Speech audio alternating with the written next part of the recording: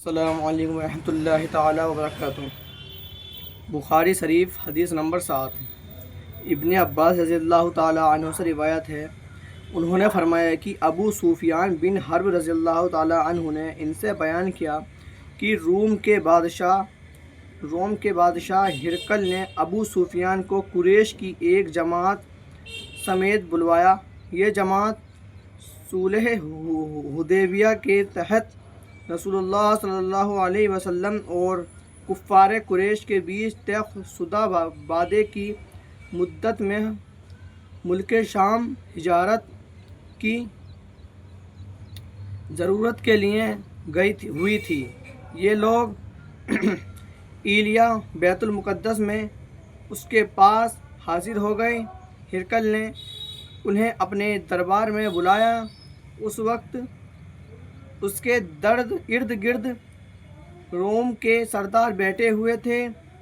پھر اس نے ان کو اور اپنے ترجمان مطلب بتانے والے کو بلا کر کہا کہ وہ آدمی جو اپنے آپ کو نبی سمجھتا ہے، تم میں سے کون اس کا قریبی رشتہ دار ہے؟ ابو سفیان نے کہا، میں اس کا سب سے زیادہ قریبی رشتہ دار ہوں۔ تب ہرقل نے کہا، اسے میرے قریب کر دو اور اس کے ساتھیوں کو بھی قریب کر کے اس کے پاس بٹھاؤ۔ اس کے بعد ہرقل نے اپنے ترجمان سے کہا، ان سے کہو کہ میں اس آدمی سے نبی صلی اللہ علیہ وسلم کے متعلق سوالات کروں گا۔ اگر یہ غلط بیانی کریں تو تم لوگ اس کو جھٹلا دینا۔ ابو سفیان رضی اللہ تعالیٰ عنہ کہتے ہیں کہ اللہ کی قسم، اگر جھوٹ بولنے کی بدنامی کا ڈر نہیں ہوتا تو میں محمد صلی اللہ علیہ وسلم کے بارے میں ضرور جھوٹ بولتا۔ ابو سفیان رضی اللہ تعالیٰ عنہ کہتے ہیں کہ اس کے بعد پہلا سوال جو ہرقل نے مجھ سے آپ کے بارے میں کیا وہ یہ تھا کہ تم لوگوں میں اس کا خاندان کیسا ہے؟ میں نے کہا، وہ اونچے خاندان والا ہے۔ پھر کہنے لگا، اچھا تو کیا یہ بات اس سے پہلے بھی تم میں سے کسی نے کہی تھی؟ میں نے کہا، نہیں۔ کہنے لگا، اچھا اس کے خاندان میں سے کوئی بادشاہ گزرا ہے؟ میں نے کہا، نہیں۔ کہنے لگا، اچھا یہ بتاؤ کہ بڑے لوگوں نے اس کی پیروی کی ہے یا غریبوں نے؟ میں نے کہا، کمزوروں نے۔ کہنے لگا، اس کے ماننے والے دن بہ دن بڑھ رہے ہیں یا کم ہو رہے ہیں؟ میں نے کہا، ان کی تعداد میں بڑھوتری ہو رہی ہے۔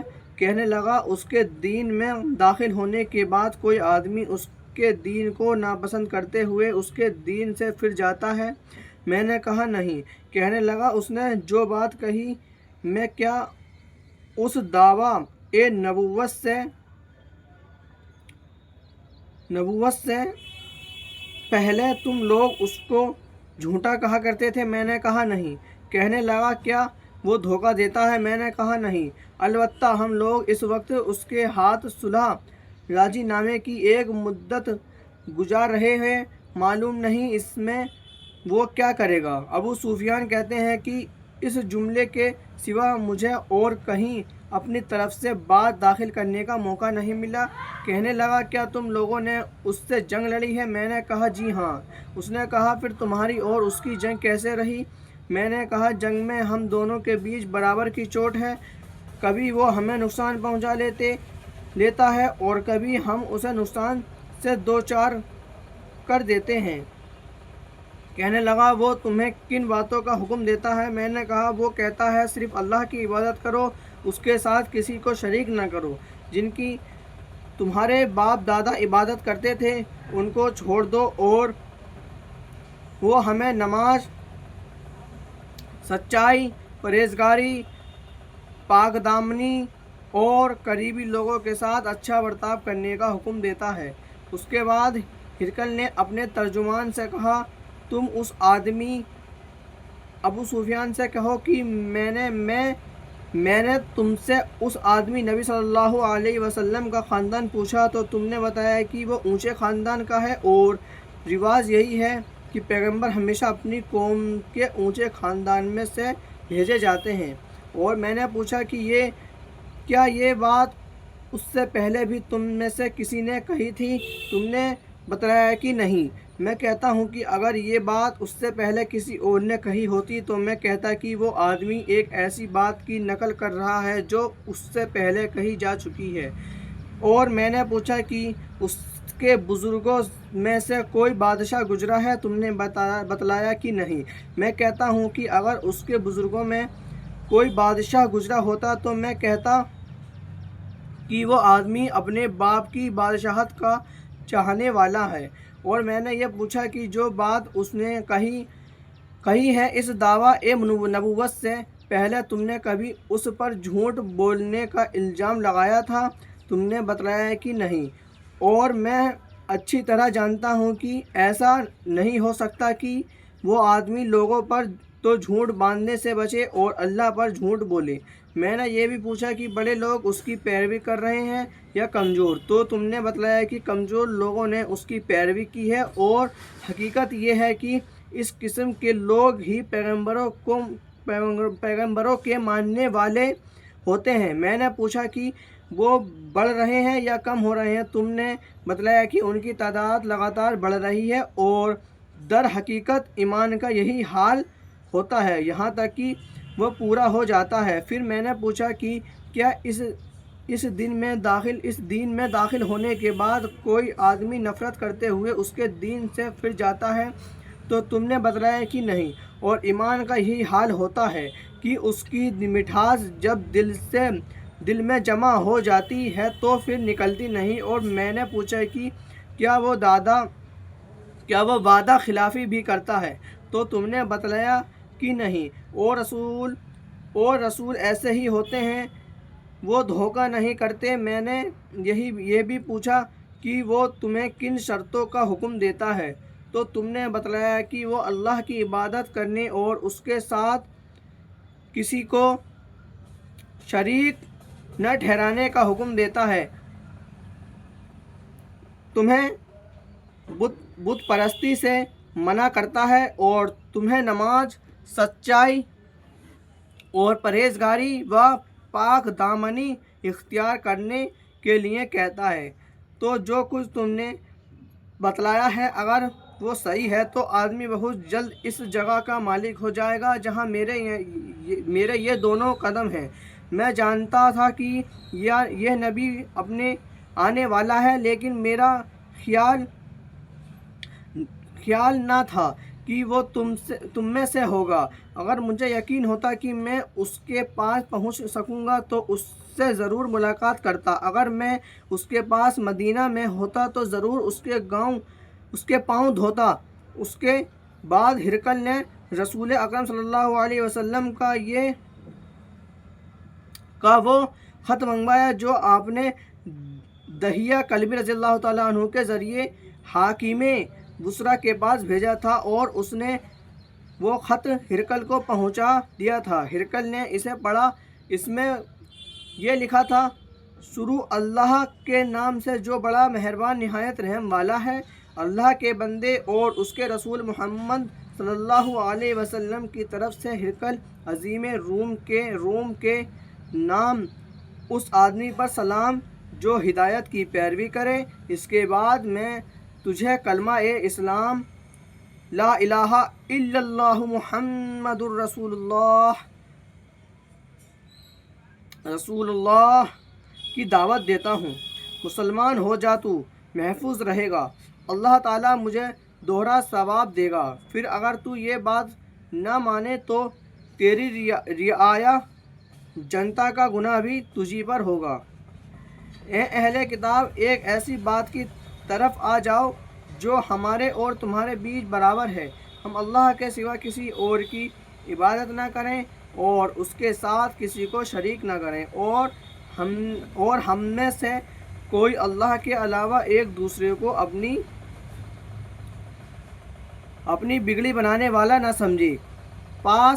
پس اگر یہ لوگ پھر جائیں تو صاف کہہ دو کہ گواہ رہو، ہم تو فرما بردار ہیں۔ ابو سفیان رضی اللہ تعالیٰ عنہ نے کہا: جب ہرقل جو کہنا چاہتا تھا کہہ چکا اور خط پڑھ کر فارغ ہوا تو وہاں آوازیں بلند ہوئیں اور بہت شور مچا اور ہم باہر نکال دیے گئے۔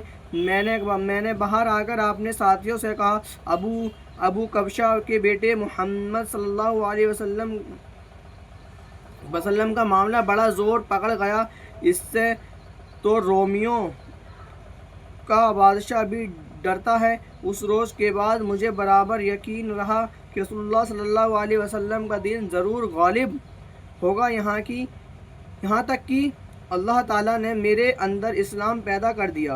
ابن ناطور، جو بیت المقدس کے گورنر ہرقل کا کارساز اور شام کے عیسائیوں کا پادری تھا، بیان کرتا ہے کہ ہرقل جب بیت المقدس آیا تو ایک روز صبح کے وقت غمی کے ساتھ اٹھا اور اس کے کچھ ساتھی کہنے لگے، ہم دیکھتے ہیں کہ آپ کی حالت کچھ بجھی ہے۔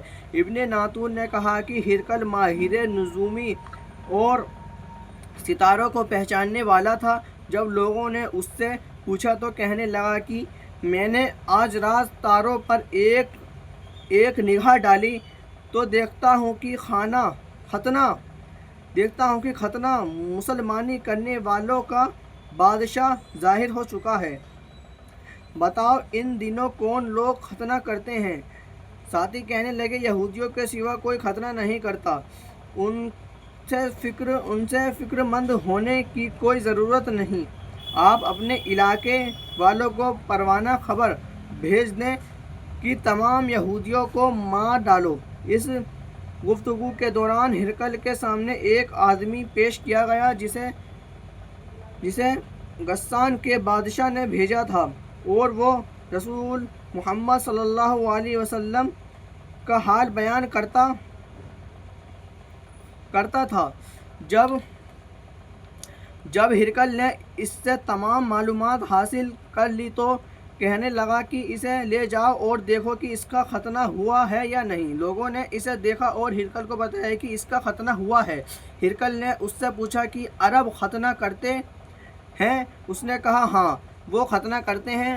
تب ہرقل نے کہا، یہی آدمی پیغمبر اس امت کا بادشاہ ہے جس کا ظہور ہو چکا ہے۔ پھر ہرقل نے اپنے علم میں ہم پلہ ایک دوست کو رومیوں میں خط لکھا اور خود ہمس روانہ ہو گیا۔ ابھی ہمس نہیں پہنچا تھا کہ اسے اپنے دوست کا جواب مل گیا۔ اس کی رائے بھی محمد صلی اللہ علیہ وسلم کے ظاہر ہونے میں ہرقل کی طرح تھی۔ آپ نبی برحق ہیں۔ آخر ملک ہمس پہنچ کر اس نے روم کے سرداروں کو اپنے محل آنے کی دعوت دی۔ جب وہ آ گئے تو اس نے حکم دے کر دروازہ بند کروا دیا، پھر بالکنی سے انہیں دیکھا اور کہنے لگا، روم کے لوگوں، اگر تم اپنی کامیابی، بھلائی اور بادشاہت پر قائم رہنا چاہتے ہو تو اس پیغمبر کی بیعت کر لو۔ یہ اعلان حق سنتے ہی وہ لوگ جنگلی گدھوں کی طرح دروازوں کی طرف دوڑے۔ دیکھا تو وہ بند تھے۔ جب ہرقل نے ان کی نفرت کو دیکھا اور ان کے ایمان لانے سے مایوس ہوا تو کہنے لگا، ان سرداروں کو میرے پاس لاؤ۔ جب وہ آئے تو کہنے لگا کہ میں نے ابھی جو بات تم سے کہی تھی وہ صرف آزمانے کے لیے تھی کہ دیکھوں تم اپنے دین پر کس قدر مضبوط ہو۔ اب میں وہ دیکھ چکا کہ پھر تمام حاضرین نے اسے سجدہ کیا اور اس سے راضی ہو گئے۔ یہ ہرقل کے ایمان لانے کے متعلق آخری معلومات ہے۔ فائدے ہرقل سے بارے میں یہ حدیث گویا برزخی حدیث ہے، کیونکہ اس کا تعلق وحی کے ساتھ ہی واضح طور پر ہے۔ ہرقل جو عیسائی مذہب کا ماننے والا تھا، اس نے رسول اللہ صلی اللہ علیہ وسلم کی رسالت کا اقرار کیا جو وحی کا نتیجہ ہے، اور اس حدیث کا کتاب الایمان سے بھی تعلق ہے جو ہرقل میں نہ تھی۔